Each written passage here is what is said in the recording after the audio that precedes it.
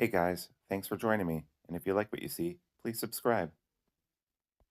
Hello, peoples. Welcome to Sharp Ends. Thanks so much for joining me. I have a long-term review of the Alder from North Arm, made in Canada. This is an 8-inch chef's knife, and by viewer request, I was asked to do a long-term review of this. I've already done a review of this, but I've been using it for a very long time right now, and he wanted to know what my current thoughts on this are. And he also wanted me to kind of talk about, or he mentioned in one of his comments that he wanted to know what I thought about it compared to the LT large powder.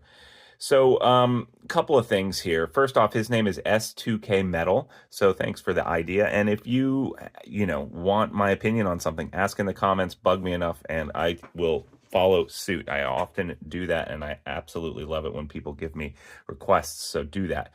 Second thing, hey, like, subscribe, leave a comment below. It really helps the channel. And as always, thank you to my Patreon supporters. So this runs right now currently on the website for 230 American dollars to 280. I don't know what the shipping situation is. I know that in Canada right now there's a big protest against American-made goods, and it's very hard to get American-made stuff in there.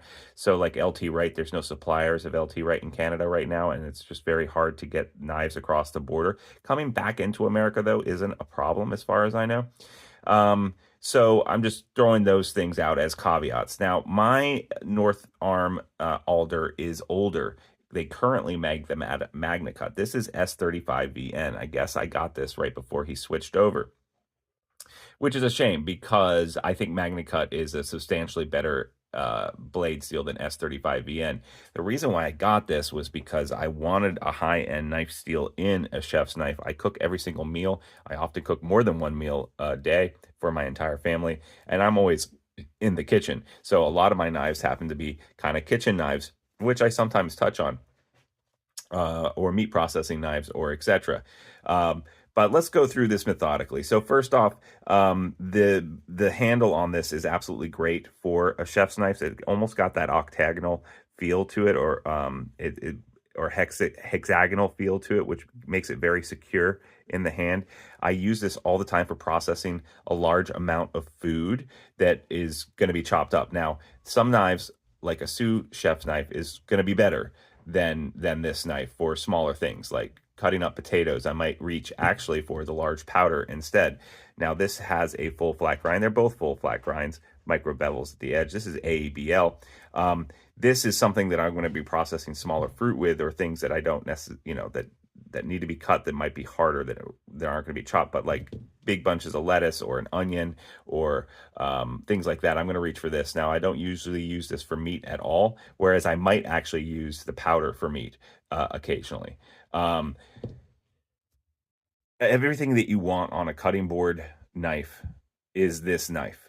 Now, the S35 for me worked really well. I'm just going to talk to that and say that I know that they're made out of Magna Cut right now, but S35 for me, it's been easy to maintain. There has been a little bit of patinaing on here, because even though it's stainless, it's not totally stainless. And why does that happen?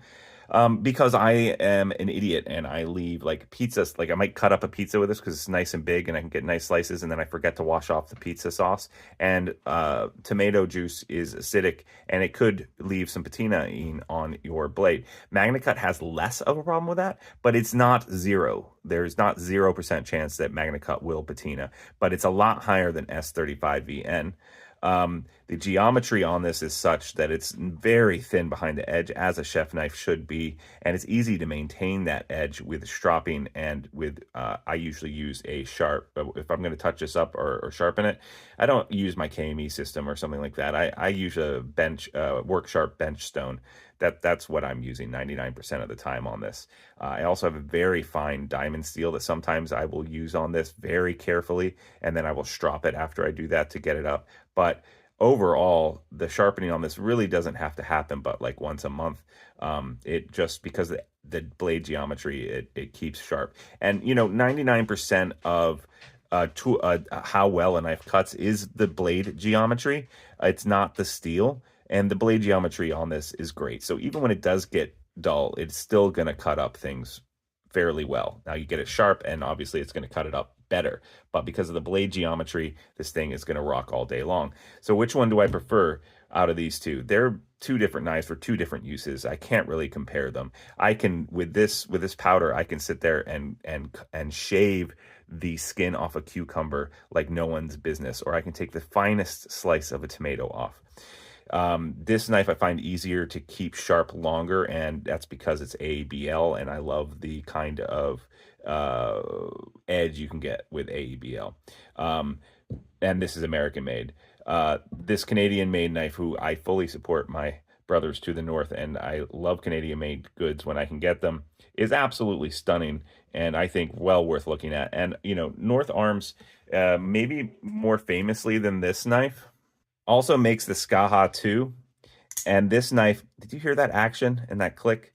Just phenomenal. Now, this is MagnaCut, and this is a little hunting knife that is basically stainless, feels really good in the hand.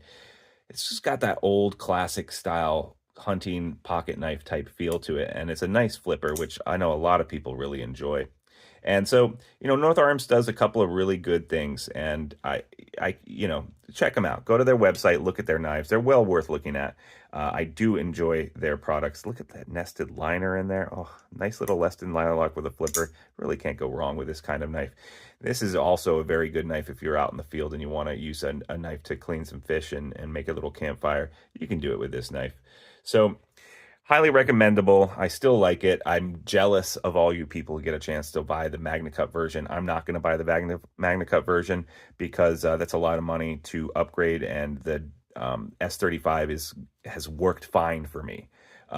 Like I said, the only issue is a little bit of patining, and I'm sure that the edge retention would be longer on the MagnaCut. The downside to the MagnaCut would be that it's going to be harder to sharpen if you let it go dull. So you just have to stay on top of it maybe a little bit more. Like I can bring this up to screaming sharp easier, I think, than I would ever be able to do MagnaCut. MagnaCut I can sharpen MagnaCut. I do sharpen MagnaCut, but I find it a little bit harder to sharpen than S35VN. So I'm just going to throw that out there. Thanks so much for joining me. Thank you so much for suggesting this. What was it? S2K metal. I'll at you in the description down below. Give him a follow. He's just a regular guy. He doesn't have any videos up or anything like that, but it'd be funny if he suddenly got like 20 subscribers. But thanks so much for your comment. I really appreciate it. Like, subscribe, leave a comment below, and I hope that I will see you guys next time on Sharp Ends. Bye bye now.